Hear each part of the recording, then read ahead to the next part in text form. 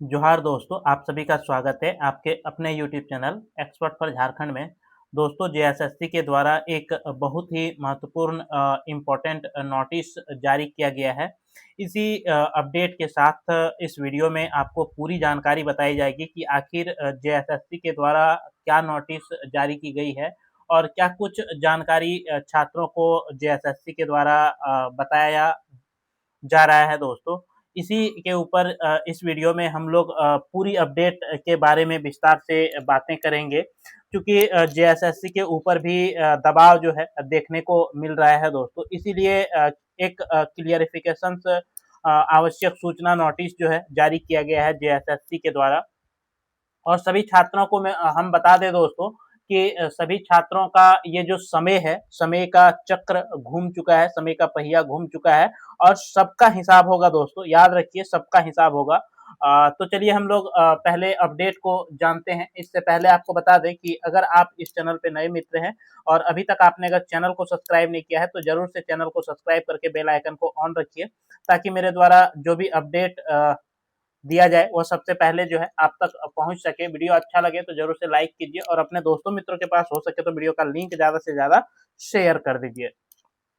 तो जैसे कि दोस्तों आप इस नोटिस को देख पा रहे हैं कि 26/7/2026 को ये नोटिस जो है जेएसएससी के द्वारा जारी किया गया है, जो कि एक आवश्यक सूचना के तौर पे इस नोटिस को जो है दिया गया है। और इस नोटिस में क्या कुछ जानकारी है दोस्तों, आपको हम एक एक करके बताते हैं।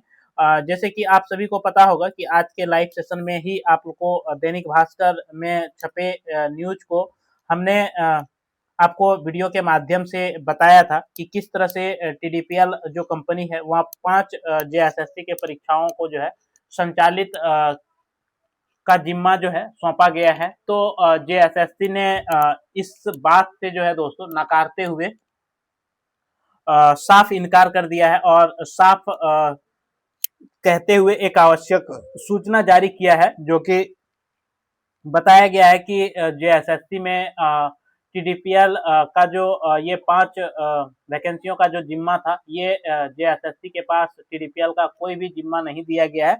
और यही क्लियरिफिकेशन जो है एक नोटिस जारी किया गया है जेएसएससी के द्वारा। तो पहले इस नोटिस को पढ़ के आपको सुना देते हैं, फिर बातें करते हैं दोस्तों। जैसे कि दैनिक भास्कर रांची संस्करण में दिनांक 26/7/2026 को प्रकाशित समाचार टीडीपीएल के पास जेएसएससी की 5 प्रमुख परीक्षाओं का जिम्मा के संबंध में तथ्यात्मक वस्तु स्थिति निम्नवत है। यानी कि समाचार में झारखंड सामान्य स्नातक योग्यता संयुक्त प्रतियोगिता परीक्षा 2023, झारखंड तकनीकी विशिष्ट स्नातक योग्यता संयुक्त प्रतियोगिता परीक्षा 2023, स्नाकोत्तर स्नाकोत्तर प्रशिक्षित शिक्षक प्रतियोगिता परीक्षा 2023 तथा झारखंड क्षेत्रीय कार्यकर्ता प्रतियोगिता परीक्षा 2024 के आयोजन संचालन के संदर्भ में टीडीपीएल एजेंसी का उल्लेख किया गया है। यानी कि समाचार पत्र के माध्यम से जो है ये उल्लेख किया गया है कि इन परीक्षाओं में जो है जेएसएससी के द्वारा टीडीपीएल जो है काम कर रही है। अब जो है इस क्रम में आयोग का क्या कहना है, तो आयोग यहाँ पे बोल रही है दोस्तों कि इस क्रम में आयोग द्वारा स्पष्ट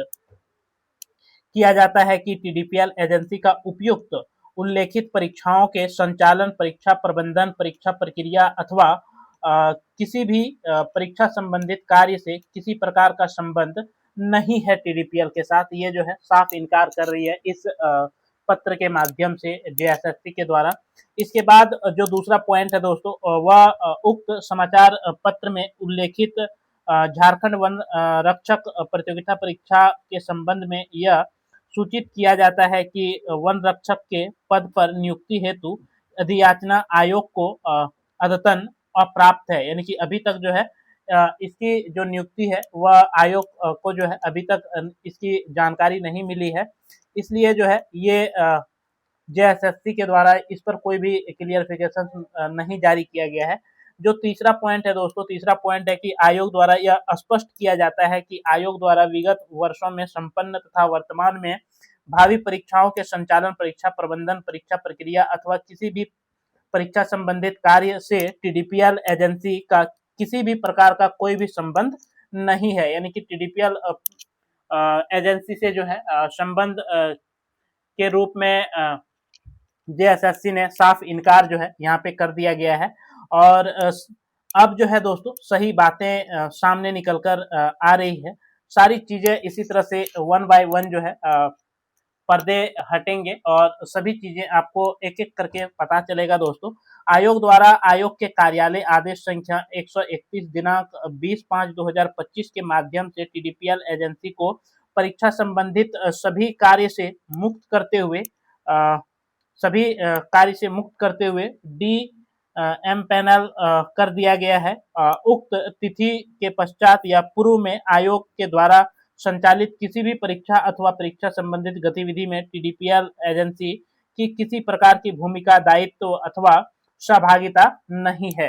यानी कि यहाँ पे जो है ये बता रही है कि 20/5/2026 के बाद जो है 2025 में 20/5/2026 के बाद टीडीपीएल कंपनी से जो करार था, जो एजेंसी के साथ जो डील हुआ था, ये डील जो है यहीं पे खत्म हो गया था और इसके साथ कोई भी संबंध जो है नहीं है। और ये क्लियरिफिकेशन इसलिए जेएसएससी को जारी करना पड़ रहा है दोस्तों, क्योंकि आप सभी जानते हैं कि यहाँ पे जो अभय तिवारी है वह गिरफ्तार हुआ है आपका 14वीं जेपीएससी को लेकर के, और उसका जो है जेएसएससी सीजीएल में सिलेक्शन भी हुआ है। जेएसएससी सीजीएल में उसका सिलेक्शन हुआ है, तो कहीं जेएसएससी के ऊपर अंगुली ना उठे, जेएसएससी के ऊपर कहीं जांच का दायरा न आए, इसलिए ये जो है क्लियरिफिकेशन दे रहा है।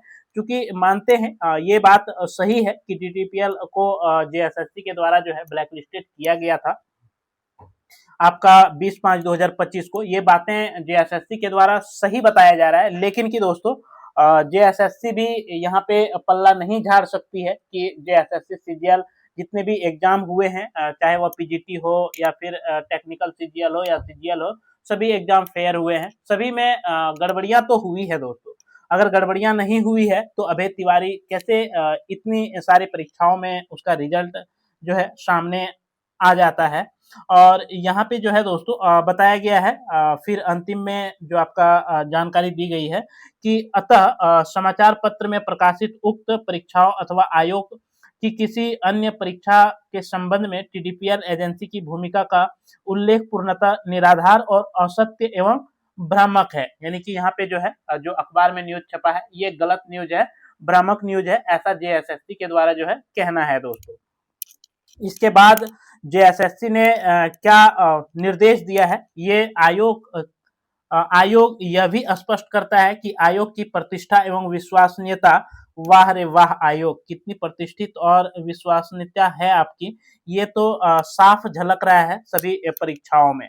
ठीक है, सभी परीक्षाओं में साफ साफ झलक रहा है कि आप कितने प्रतिष्ठित और विश्वसनीयता आप में बना हुआ है। अगर विश्वसनीयता बना हुआ है तो आपने जेएसएससी सीजीएल में क्यों नहीं जांच कराया?